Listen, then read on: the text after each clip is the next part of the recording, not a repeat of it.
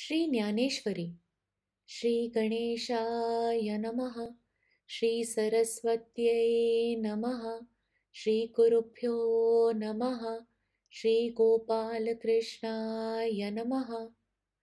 Chapter 4 continued. Shloka number 33. The knowledge sacrifice is superior to any material sacrifice, for all works without any exception culminate in wisdom. O Arjun, all the gross rites which have their origin in the Vedas lead to the extraordinary result of a happy life in heaven. But they are all material sacrifices which cannot compare with knowledge sacrifice, even as the abundant light of the stars cannot equal daylight. In order to achieve this treasure of supreme bliss, the yogis do not forget to apply antimony of wisdom to their inner vision. This wisdom is the culmination of his spiritual practices, the mine of inaction, and refuge of those hungry for bliss. Then activity becomes feeble. Reason loses its zest. The senses forget their objects. The mind loses its essential nature. Speech becomes silent, and then the knowledge of Brahman is realized. When this dispassion does not limp, he loses his zest for discrimination, and without effort, he becomes united with the self. 34. The wise who have realized the truth will instruct you in wisdom. Learn it by falling at their feet, by questioning and serving them. If you wish to acquire this wisdom, you should attend upon holy men with heart and soul.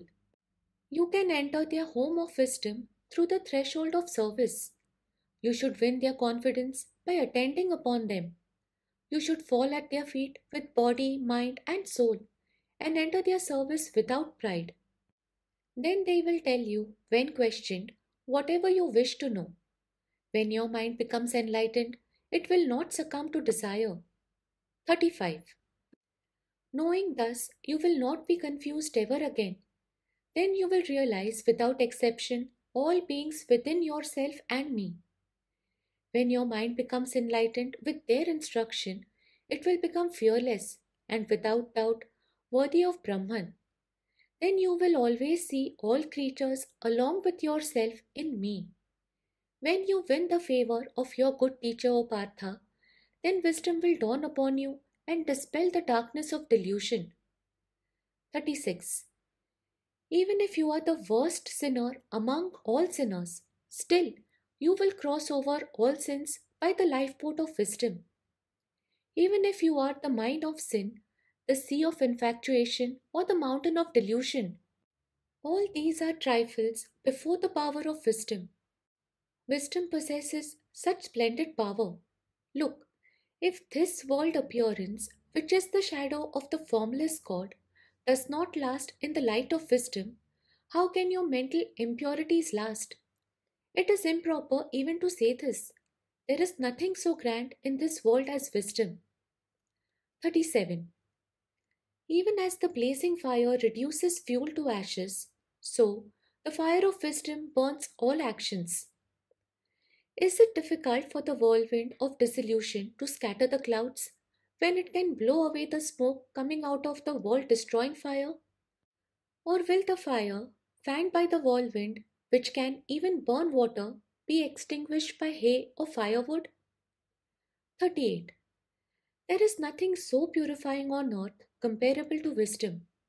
He who is perfected in yoga realizes it within himself in time. All such things can never come to pass. It is absurd even to ask this. There is nothing which equals wisdom in purity. This wisdom is superb.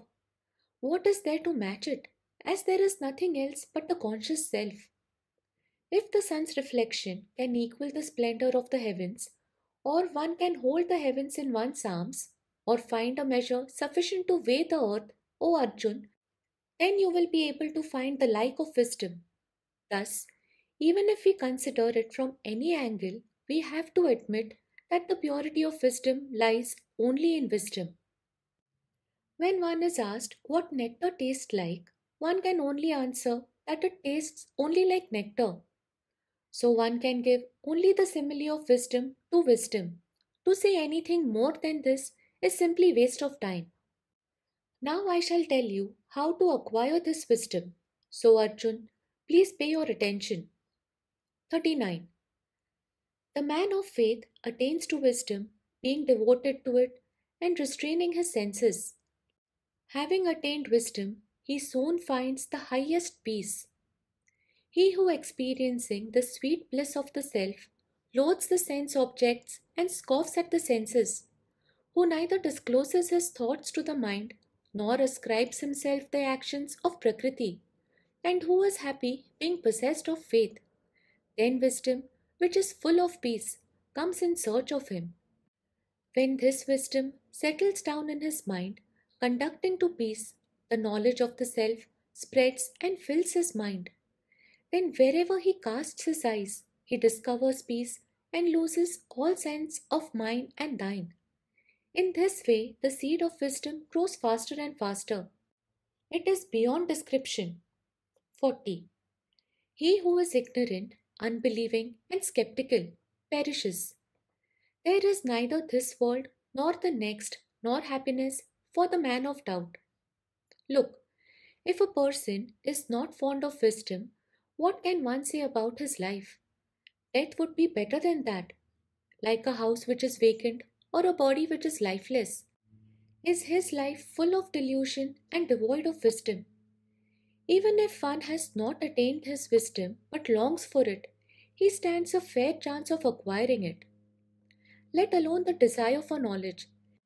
If he lacks even interest in it, then know that he has fallen into a fire of doubt. If a person loathes nectar instead of relishing it, then know that his death is near at hand. So if a person indulges in sensual enjoyment and is heedless of wisdom, he is doubtless possessed by doubt. If a person is full of doubt, he is definitely doomed and loses all happiness in this and the other world. The man of doubt does not know the difference between what is true and false, right and wrong, beneficial and harmful. Just as a person born blind is not aware of day and night, so the man of doubt does not comprehend anything. 41. Actions, O Arjun, do not bind him who has mastery over himself, has relinquished his karma through yoga, and destroyed his doubt by wisdom. So there is no sin greater than doubt, which is a snare for the ruination of a person. You should not therefore entertain it, but trounce it. It is to be found in a person who lacks knowledge. When ignorance spreads its darkness, this doubt grows vigorously in the mind and blacks out all paths of faith. The heart cannot contain it, which seeks and trails the intellect, and then all the three worlds become subject to doubt. But even if it grows, it can be brought under control by one's means. If the sword of wisdom comes to hand, by that sharp weapon one can easily cut it off and rid himself of this evil. Therefore, O Partha, rise up and stamp out this doubt from your mind. I shall tell you later about the sequence of the tale, the wealth of ideas, and the excellence of sentiments. Listen to these words, which are meaningful and deeper than the sea, and which will exhibit the serene sentiment. If a medicine is coated with sugar, which everyone likes, will it not be taken regularly and cheerfully? To hear this talk is indeed to gratify the desires and to avoid the sorrow of worldly life without disturbing the mind. If the enemy is destroyed by a mantra, why need one use a dagger? If the disease is cured by sugared milk, why need one drink the bitter juice of neem leaves? Thus, without curbing the mind and without tormenting the senses, this hearing readily conduces to final release. So Nyanadeva, disciple of Nivritti, says to you, please listen to the import of the Gita with all the eagerness that you possess. With this we complete chapter 4. Om Shri Krishna Arpanamastu. Hari Om.